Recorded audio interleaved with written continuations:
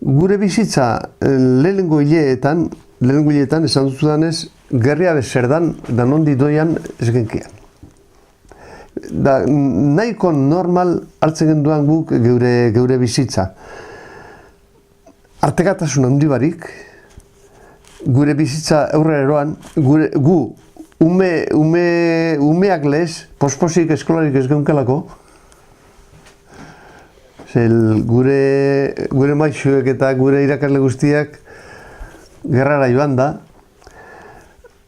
Orduan, gauzeak gogortu zanean, hasi zenean bombardeoak benetan, bai Durangokoak, bai Gernikakoak, orduan, goizetik abera pentsetan, batez be, amak, lapikoa zelan gertau, zelan ipini, eta zelan, orduen ikatzagaz edo egurregaz zuak, eta nahi bero egon daiten egur diraino.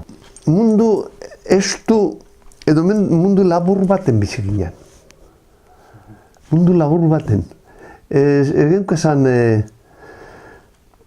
gerra berabe, guda berabe, aitak noiz baiten esango eman zerbait, bai gu gandik aparte jasut esan gauzearen bat.